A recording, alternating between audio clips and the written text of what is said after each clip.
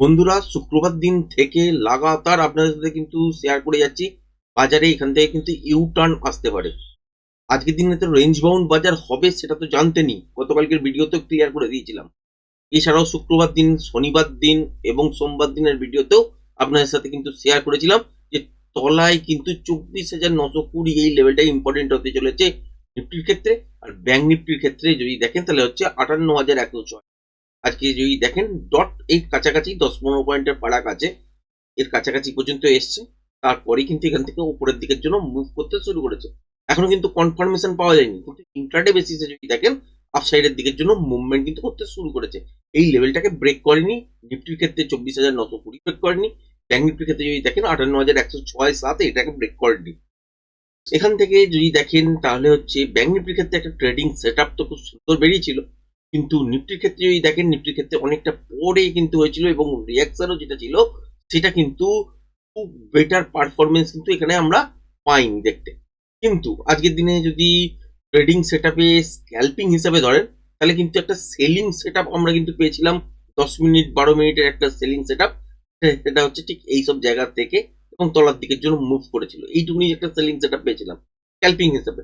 তারপরে যদি দেখেন তারপরে কিন্তু সারাদিন বসে থাকা, ফাইনালি এইসব জায়গা থেকে একটা কিন্তু উপরের দিকের জন্য মুভমেন্ট আমরা এক্সপেক্ট করছিলাম। সেই মুভমেন্টটা কিছুটা কিন্তু ক্যাপচার করতে পেরেছি। হ্যাঁ, কমই কোয়ান্টিটি ছিল, খুব বেশি কোয়ান্টিটি নিয়ে আজকে ট্রেড করার কিন্তু জায়গা ছিল না।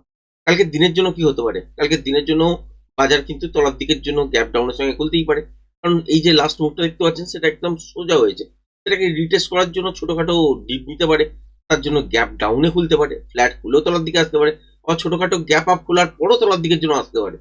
তার মানে ইন্ট্রাডে ফ্রেশ প্রাইস অ্যাকশন কিন্তু কালকের দিনের জায়গাটা তৈরি করবে। সুতরাং আপনাকে দেখতে হবে কালকের দিনেও রেঞ্জ বাউন্ড আপনারা পাবেন, কিন্তু আজকের থেকে বেটার পজিশন হবে। সুতরাং কালকের দিনে যদি ট্রেডিং সেট আপ দেখেন সেক্ষেত্রে বলবো যে গ্যাপ আপেই খুলুক বা গ্যাপ ডাউনেই খুলুক বা ফ্ল্যাট খুলুক, প্রথমে একটা ডিপ নিতে দিন। এইটা পর্যন্ত কিন্তু ট্রেড করতে যাবেন না। তারপর দেখুন যে এখানে প্যাটার্ন ওয়াইজ ইন্টারডেতে আপনারা আপসাইডের দিকের জন্য কোন রকম মুভমেন্ট দেখতে পাচ্ছেন কিনা। প্যাটার্ন ওয়াইজ যদি কন্টিনিউশন প্যাটার্ন তৈরি হয় তাহলে কিন্তু এখান থেকে আপসাইডের দিকের জন্য মুভমেন্ট কিন্তু করতে থাকবে। এবার এছাড়াও আপনার সাথে আগের সপ্তাহে মানে হচ্ছে শুক্রবার দিন, শনিবার দিন, সোমবার দিনের যে ভিডিওগুলো এসেছিল সেখানে শেয়ার করেইছিলাম যে 300 যে জায়গাটা দেখছি সেই জায়গাটা কিন্তু অ্যাকচুয়াল নয়, এটা কিন্তু 25,436 এটা কিন্তু শিফট করে গেছে। এবার যখনই দেখবেন যে 25,436 এই রেঞ্জটার মধ্যে কালকের দিনে দেখতে পারেন যে বাজার হয়তো তলার দিকের জন্য ডিপ নিল, ছোটখাটো এলো, আসার পর এখান থেকে আপসাইডের দিকের জন্য মুভ করলো বা গ্যাপ আপে খুললো, ছোটখাটো ডিপ নিয়ে উপরের দিকের জন্য মুভ করলো, সেক্ষেত্রে 25,436 এই লেভেলটা কিন্তু খুবই গুরুত্বপূর্ণ হয়ে যাবে। এর ওপরে ক্লোজিং হচ্ছে কিনা সেটা দেখার, বা এর আশপাশে 400 কাছাকাছি কোন একটা জায়গাতে ক্লোজিং হলেও কিন্তু পরের দিনে নেক্সট দিন মানে বৃহস্পতিবার দিন যখন ট্রেডিং সেট হবে সেক্ষেত্রে যদি দেখি যে গ্যাপ আপে খুলেছে, ছোটখাটো ডিপ নিয়ে এর ওপরেই কন্টিনিউ সাস্টেন করছে, তাহলে কিন্তু এখান থেকে কনফার্মেশন পেয়ে গেলেন যে এখান থেকে আপসাইডের দিকের জন্য মুভমেন্ট হচ্ছে এবং সেই মুভমেন্টটা কিন্তু 700 পর্যন্ত নিয়ে যেতে পারবেন। এবার লাইভ হাই কখন হবে, যতক্ষণ না 700 ব্রেক করছে। হতে পারে যে 680 কাছাকাছি পর্যন্ত গেল, তারপর ওখান থেকে রিভার্সাল প্যাটার্ন তৈরি করে তলার দিকের জন্য মুভ করতে পারে। হ্যাঁ, হতে পারে, কিন্তু কনফার্মেশন, ফার্স্ট কনফার্মেশন এখান থেকে যখন পাচ্ছেন সেটা হচ্ছে 700 কাছাকাছি পর্যন্ত মুভমেন্ট। 700টা ব্রেক করে দেওয়া মানে কনফার্মেশন আরো বেড়ে গেল, যেটা হচ্ছে লাইভ হাইয়ের দিকে কিন্তু কনভার্ট করে দিতে পারে। তখন কিন্তু এটা শুরু হয়ে যাবে।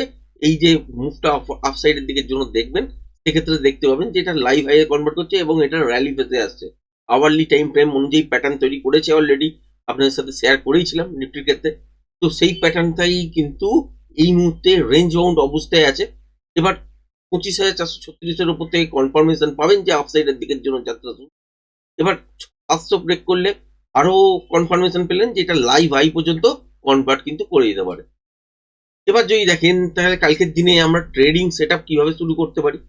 যদি দেখা যায় যে কোনো কারণে গ্যাপ আপ খুলেছে সেক্ষেত্রে তলার দিকের জন্য ডিপ নেবার পর যদি দেখি যে এইখানেই বারবার তলা থেকে তলার দিকে আর ইন্টারেস্ট দেখাচ্ছে না কিন্তু উপরের দিকের জন্য মুভ করছে, সেক্ষেত্রে একটা রেঞ্জ তৈরি করার পর যখন ব্রেক হবে সেক্ষেত্রে অফ সাইডের দিকের জন্য মুভ করতে পারে। এবার যদি দেখি যে এটাই ধরুন গ্যাপ ডাউনের সঙ্গে খুলেছে, খোলার পর দেখলেন যে তলার দিকের জন্য ডিপ বাজার তৈরি করতে পারছে না, সেই ক্ষেত্রেও কিন্তু রেসপন্স কি হবে যে এখানে যে রেঞ্জটা ব্রেক করবে সেই রেঞ্জটা যখনই দেখবেন যে ব্রেক করে সাস্টেন করতে শুরু করেছে, তখন থেকে কিন্তু আপসাইডের দিকের জন্য একটা মুভমেন্ট পাবেন। এই জন্যই বলছি কালকের মর্নিং এর ট্রেডটা কিন্তু করতে যাবেন না, সেখানে মোমেন্টামের মধ্যে ট্র্যাপ হতে পারেন। প্রথমে ডিসিশন নিতে দিন। এইখানে যদি এই রকম টাইপের মুভমেন্ট হয় তাহলে কন্টিনিউশন প্যাটার্ন তৈরি হওয়ার চান্সেস কিন্তু বেড়ে যাবে। সুতরাং এই মুভটা কিন্তু সেকেন্ড হাফের কাছাকাছি সময় থেকে আপনারা কিন্তু উপরের দিকের জন্য পাবেন। আর এইটা ব্রেক করে সাস্টেন করছে কিনা এইটাই কিন্তু দেখার, সেটা হচ্ছে 25,436 বা এটার উপরে ক্লোজিং হচ্ছে কিনা এটাই দেখার। যদি ক্লোজিং হয়ে যায় তাহলে এখান থেকে বুঝে যান যে 700 পর্যন্ত নিশ্চিন্তে কিন্তু ট্রাভেল হবে। 700 লেভেলটা ব্রেক করবে না 680-তে গিয়ে থেমে যাবে, সেটা সেই সময়টা বা সেই জায়গায় যখন আসবে তখন কিন্তু দেখার যে ওখানে রিভার্সাল প্যাটার্ন তৈরি হচ্ছে কিনা। 700 যদি ব্রেক করে দেয় তাহলে কিন্তু ওখান থেকেও আপসাইডের দিকের জন্য মুভমেন্ট হবে। বা তলার দিকের জন্য যদি দেখেন, তলার দিকে এই মুহূর্তে দেখতে গেলে 24,920 এই লেভেলটা ব্রেক করে চলা মানে তবেই কিন্তু এখান থেকে সেলিং সেট আপ আসতে পারে। আদারওয়াইজ কি হতে পারে যে বাজার ধরুন গ্যাপ আপে খুললো, খোলার পর দেখলেন যে লুপ তৈরি করলো, মানে ঠিক এই রকম টাইপের যদি সিচুয়েশন তৈরি করে, দেখলেন যে গ্যাপ আপে করলো, তলার দিকের জন্য এলো, বারবার ওপরের দিকে যাওয়ার চেষ্টা করছে কিন্তু যেতে পারছে না কিছুতে, তাহলে কি হবে, ইন্টারডে সুইং লো ব্রেক করলে তলার দিকের জন্য একটা মুভমেন্ট হতে পারে, এটা স্ক্যাল্পিং ট্রেড হিসেবে বেরোতে পারে। এটাই যদি তলার দিকের জন্য এইরকম টাইপের সিচুয়েশন গ্যাপ ডাউনের সঙ্গে খুলে যায়, তারপর যদি হয় তাহলে কিন্তু ইন্টারডে সুইং লো ব্রেক করলে তখন সেলিং সেট আপ আসবে, ইন্টারডে সুইং হাই ব্রেক করলে তখন বাইং সেট আপ তৈরি হয়ে যাবে। সেটা হচ্ছে রেঞ্জটাকে যখন ব্রেক করবে, এবং খুব বড় মুভমেন্ট আশা করবেন না, কারণ হচ্ছে রেঞ্জ বাউন্ড টাইপের কালকের দিনেও বাজারে কিন্তু আপনারা দেখবেন। এবার হ্যাঁ, এখান থেকে তলার দিকেই পড়ুক বা উপরের দিকের মধ্যে নেই মুভমেন্ট হোক, যাই হোক না কেন, আলটিমেট কিন্তু এখান থেকে যে ঘুরছে সেটা কিন্তু মোটামুটি ভাবে বুঝতে পারছি। হ্যাঁ, হতেই পারে যে এখান থেকে ফেল্ড হয়ে গেল, তো 25,436 এই যে লেভেলটা আছে এটাকেই ব্রেক করতে পারলো না, তলার দিকের জন্য 24,920 ব্রেক করে দিল, তাহলে কিন্তু এটা ইম্পালসিভ মুভ হিসেবেই কাউন্ট করবো। গতকালকের ভিডিওতে কিন্তু ডিটেলসে বলা আছে, যদি পারেন তো আর একবার দেখে নিতে পারেন। হ্যাঁ, লেভেল নিয়ে হয়তো আজকে যে সিচুয়েশনটা সেটা হয়তো পাবেন না, কিন্তু অনেক ইম্পর্টেন্ট জিনিস কিন্তু বলে দেওয়া আছে। ব্যাঙ্ক নিফটির ক্ষেত্রে যদি দেখেন, ব্যাঙ্ক নিফটির ক্ষেত্রেও কিন্তু আমরা ওপর থেকে তলার দিকের জন্য যে পড়ছে, বাজারকে আপনাদের সঙ্গে শেয়ার করেইছিলাম যে এই লোটা কিন্তু মানবে না, তলার দিকের জন্য আসবে, এবং সেক্ষেত্রে এই জায়গাটা আপনাদের সাথে শেয়ার করেছিলাম যে এইখান থেকে যদি বাজার উপরের দিকের জন্য ডিপ না নেয়, মানে এই লেভেলটাকে যদি ব্রেক আর না করে, তাহলে এখান থেকে যখনই উপরের দিকের জন্য ঘুরবে, সেক্ষেত্রে আপনারা কিন্তু দুটো পয়েন্ট পাবেন। একটা পয়েন্ট হচ্ছে এইখানে গিয়ে র্যালিটা শেষ হতে পারে, আর একটা পয়েন্ট হচ্ছে এইখানে পর্যন্ত চলে যেতে পারে, মানে দুটো অপশন কিন্তু খোলা আছে। এবার এই লেভেলটা যদি ব্রেক করে দিয়ে সাস্টেন করতো তাহলে কিন্তু আলটিমেট তলার দিকের জন্যই মুভমেন্ট করতো, এখান থেকে কেউ কিন্তু আর আপসাইডের দিকের জন্য মুভমেন্ট হতো না। আর এক্স্যাক্ট ওই জায়গা থেকেই মোটামুটি বুঝতে পারছেন, এটা ছিল হচ্ছে 58,107 আর লো হয়েছে হচ্ছে 58,125, 20-25 এইরকম জায়গাটা লো হয়েছে, 20-22 এই জায়গাটা লো হয়েছে, তারপরে দেখতে পেয়েছেন আস্তে আস্তে নয়েড ক্রিয়েট করতে করতে উপরের দিকের জন্য মুভ করেছে। ফাইনালি এই রেঞ্জটাকে ব্রেক করার পরে কিন্তু একটা সুন্দর ট্রেডিং সেট আপ আমরা কিন্তু এখানে পেয়েছি, এর মধ্যে মুভমেন্টাম ছিল। কিন্তু ব্যাঙ্ক নিফটির ছাড়া যদি দেখেন যে নিফটির বলেন, নিফটিতে কিন্তু এই যে মুভটা হয়েছে এই মুভমেন্টটা তো কিন্তু খুব একটা বেশি মোমেন্টাম ছিল না, কারণ এইখান থেকে যখন একটা মুভ হলো সেই মুভটাতে মধ্যে পার্টিসিপেট করা গেছিল, খুব বেশি পয়েন্ট কিন্তু নয়। তারপর যখন তলার দিকের জন্য এই ছোট জায়গায় ডিপ নিল, তারপরেও কিন্তু এই মুভটা যেটা উপরে হয়েছে তখন কিন্তু অপশনের প্রাইস আর বাড়তে চাইনি।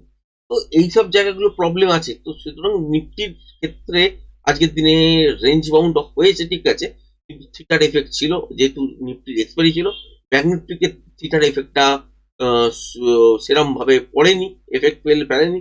সুতরাং এখানে যেটা দেখতে পেয়েছি সেখানে মুভমেন্ট কিন্তু ব্যাঙ্ক নিফটির ক্ষেত্রে মোটামুটি একটা ছিল, রেঞ্জ বাউন্ড বাজার হওয়া সত্ত্বেও। কালকের দিনেও আপনারা রেঞ্জ বাউন্ড দেখবেন, যেহেতু ইন্ডিয়া উইক 14, 14.5 এইসব জায়গা কভার করে চলছে, সুতরাং এখানে মুভমেন্ট তো একটা মোটামুটি থাকবে, রেঞ্জ বাউন্ড বাজার হলেও কিন্তু থাকবে।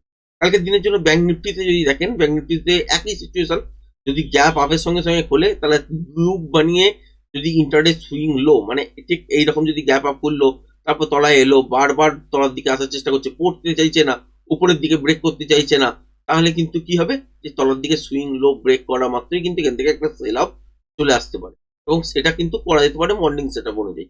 এবার যদি দেখা যায় যে এই সেট আপটাই তলার দিকে গ্যাপ ডাউনের সঙ্গে খুলেছে, খোলার পর এইরকম সেট আপ দেখতে পেয়েছি, তখন ইন্টারডেতে ইন সুইং হাই যদি ব্রেক করে তাহলে এই সেট আপটাই আপ সাইডের দিকের জন্য মুভমেন্ট করবে, ডাউন সাইডের দিকের জন্য কিন্তু নয়। কারণ এখান থেকে আমরা বাজারকে আস্তে আস্তে ঘুরতে দেখছি। সুতরাং একটা ডিপ নিতেই পারে, এই যে মুভটা হয়েছে তার এগেনস্টে একটা ডিপ নিতেই পারে। গ্যাপ আপে খুলে তলার দিকে পড়ার চান্সই বেশি। এই জন্য বলছি যদি গ্যাপ আপের ওপেন হয় তারপর যদি তলার দিকের জন্য মুভ হয় সেটাতে কাজ করতে যাবেন না। একবার বাজারকে স্টেবল হতে দেবেন, যদি কন্টিনিউশন প্যাটার্ন ফরমেশন করে দেয় তাহলে এই মুহূর্তে কিন্তু আবারও আপনারা আপসাইডের দিকের জন্য আপনারা দেখতে শুরু করতে পারেন, এবং সেক্ষেত্রে 59,600 এবং তার উপরেও কিন্তু মুভটা সাস্টেন করতে পারে। এবার এর উপরে যদি সাস্টেন করতে শুরু করে দেয় তাহলে কনফার্মেশন কিন্তু অলরেডি আপনারা পেয়ে গেলেন যে এবার এখান থেকে কিন্তু আপসাইডে যাওয়ার পালা শুরু। সেক্ষেত্রে তখন 60,200 এইসব জায়গার কাছাকাছি 250, তারপর লাইভ হাই এর সঙ্গে সঙ্গে নিফটি যেমন চলবে ব্যাংক নিফটিও কিন্তু সেরকম পারফরমেন্স দিতে শুরু করবে। এবার যদি দেখা যায় যে ইন্টারডেতে গ্যাপ ডাউন হওয়ার পর দেখলেন যে সুইং হাই নয় সুইং লোটাকেই ব্রেক করে দিল, তাহলেও কিন্তু সেল অফ আসবে, কিন্তু ট্রিকি নয়েজ চলে আসবে। এখানে কিন্তু খুব বুঝে কাজ করতে হবে এবং কোয়ান্টিটি খুবই ছোট রাখতে হবে, কারণ আমাদের এখন ভিউ কি আপ সাইডের দিকের জন্য যাত্রা। তো ডাউন সাইডের দিকে যখন ট্রেড বেরোবে সেই ট্রেড করবেন, কিন্তু কোয়ান্টিটি কিন্তু ম্যানেজ করে চলতে হবে।